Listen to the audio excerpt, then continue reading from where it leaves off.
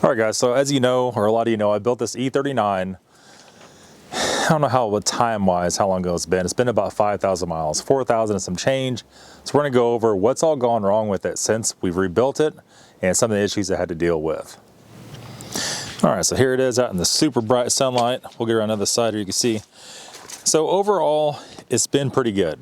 Not really bad at all. If you guys remember, we replaced the whole engine in this thing, went all through it, did everything to it that needed to be done. We did brakes, we did the engine replacement, did new wheels and tires. Man, the list goes on, everything engine associated. So let's pop the hood, we'll start there. So we're still running without the fan shroud and without the clutch fan, and that's the way I like to run these cars. Now we started out, if you remember, after we built it, everything was going good, and we had a mass airflow sensor failure. And you can see by the markings on it, we went with a OEM sensor. It was actually just a takeoff from a wrecked car. Sniped that off eBay, got that on there. That fixed a lot of the weird starting issues, a lot of the issues like that. Now you remember we did all the hoses, we done the upgraded valve cover to the newer style valve cover, rebuilt the DISA, all the pulleys, all the belts, the expansion tank, we did new cam sensor, even though it wasn't bad.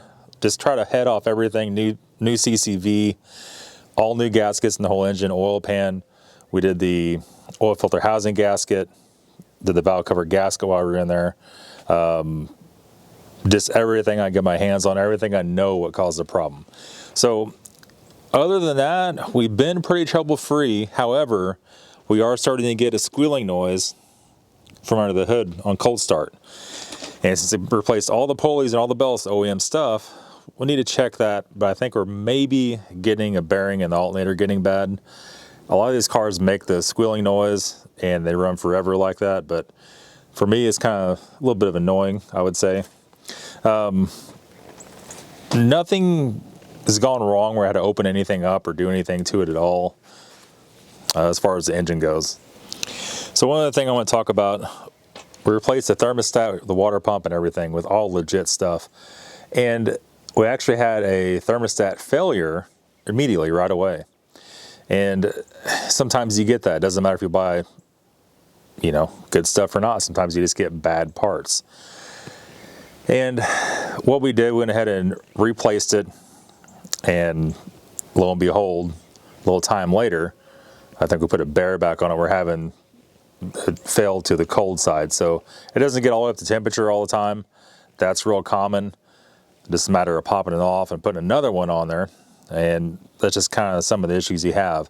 Even though it was a bear, it was legit stuff, you just have some issues like that no matter what you do. We did do the HID upgrades, and those have been working fine. We had some bulb failures on those.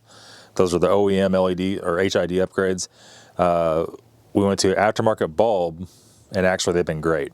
They've been really good. Our LED fog lights, everything else has been functioning correctly. Everything else we've done under the hood. Now, this car has always had the ABS pump module has been bad. E39s are notorious for it. The manifold's right there. It gets a lot of heat. So the traction control light is on. It's the only light on in the whole car. And it's saying the pump failure or whatever, so that's what's going on. Ran ISTA on it. It came back as it needs that. So it's like $100. You take it off, send it off, get yours rebuilt, put it back on, and that's it. That just hasn't been top priority at this point in time. I think other than that, we've had to get the tires rebalanced once, and I don't really know. I mean, at certain speeds, you know, it's a little bit of vibration. I don't know if it's flinging off those sticky weights or what exactly is happening with that. But it seems like kind of a little bit of an ongoing problem. Never any issues with the wheel spacers or wheel adapters, none of that kind of stuff at all. The next thing is the tail lights, and I'm going to show you something real quick on these 01 and up E39 tail lights. It has a big plug right here, and if you're getting tail lights coming on, I can't see. All right, so if you're getting tail light air lights coming on, look at the plug and look down inside there and make sure none of those prongs are melted. And also check on the light itself. I thought that was the case with this, but whenever it does it, as soon as you touch the brakes, the lights go off. It's only done it just a couple times. So it's just mildly annoying, but the lights always function correctly. I did replace the third brake light. Usually that's what the problem is. So I replaced the whole socket and everything before we started driving it. And that was it. Never had a problem for a while. And just kind of little funky quirks. But overall, the car is pretty much reliable as you could possibly get. Now, the next thing is the C-pillars. You can see the material starting to come off the C-pillars a little bit. So we're gonna have to get in there and fix that. This one's barely doing it up there in the corner. That's a super common issue. We'll see if we can't dissect those, take them off, and fix those. A lot of cars you don't notice it because the back window's tinted. This car is clear windows. So you notice it a little bit if you know what you're looking for, if you look for it. I would say as far as everything else goes, the Euro tune, all that's doing great. We never have any misfires, never have any check engine lights. The car runs flawlessly. There's no lag in throttle response. You bump the gas and all the power is right there. I just can't really complain too much about it. It's been overall reliable. And unfortunately, on these E39s, it's kind of what you have to do when you buy one. They are getting older. So you can still find them for a good price. The price is kind of going up on them. As the car gets older, my opinion on the BMW was, it's almost gonna have to be an engine out situation when you first buy it, especially if you buy it for cheap, just to get everything done in one go so you could actually enjoy the car and not have to worry about it. And I found that to be true with a lot of the BMWs. Once they've been neglected a little bit or abused, it's just so hard to get them all corrected. You're always fighting random issues. And these engines aren't that expensive to rebuild. Everything bolted on it, I'm saying rebuilt, right? Like the Vano stuff, the DISA, the valve cover, everything you bolt on, all the coolant related piping and hoses. You could do one of these cars for about $600 in parts if you use legit parts for it. That's saying if your engine is not toast. If your engine's toast, you're gonna have to get probably $600 for the engine off eBay, shipped, and another $600 in parts to get it all built correctly. And if you don't have anything else wrong, the transmission is not bad, the rack and pinion is not bad or anything major, you could have a really nice car if you sink about $1,200 into it. Now, if you take it to a shop and say, okay, I want you to take this engine out, I want you to do this, this, this, and this, they're gonna say, okay, that'd be like 15 grand. We need it right now. That's what they're gonna say. I don't know, just the way it is. Overall, really good cars. You gotta be able to fix them yourself. E39 is becoming a great classic. The price is going up on them. In my opinion, it's a much more comfortable car than E46 is. And I think right now the price shows that in the resale market.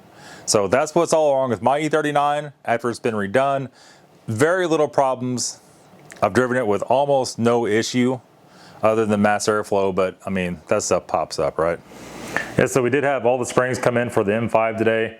We have full rear struts with springs on them. That's just, they were cheaper to buy that way.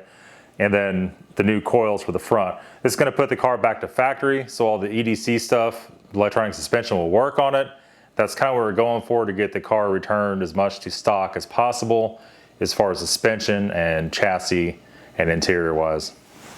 But however, we can't put that on there just quite yet because our floor, we just put the clear coat on it. You see it's blotchy because it's starting to dry. And we had to stay off of this for, I think, foot traffic in 2 days. Then we could drive a car in 3 to 4, but it's not as warm as probably what it could be. So it might be Monday until we're ready to actually work on the M5. At that point in time, we're going to get the chassis, the suspension all done. Anything else we need for the suspension, we'll go ahead and get it ordered when we got that pulled apart. I actually might go order the brakes for it right now. So everything's here Monday-ish. So we have the wheels off, we could just do it all and try to get this thing kind of back to a factory state. And the whole situation is, it was such a, make sure the damn mic's on. It was such a state before. It's gonna take a little bit to get it all worked out. I would say the ECU situation, I did contact the people close to my house. They can't do that. That's once the ECU gets wet, it's done. So there's a few companies, some of you guys said in the comments, that does the MS S65 ECUs. Probably just get a hold of one of them, send it out there, somebody that's done it before. That way there's no issue. We should have this thing running this coming week. We could do that. We'll definitely do some straight pipes on it. We'll definitely start making some videos on that. Content's been lacking lately. I've been feeling real good and there's not really much to do. We're just waiting on so much stuff. With the shop kind of down right now, I can't really do much in there. And the 1600, we're waiting on the carburetor for it. We'll go out and shoot some GoPro video of that, of running and driving. That should be pretty interesting. That thing is old as dirt. That's gonna be it, guys. We'll see you very soon. Talk to you later.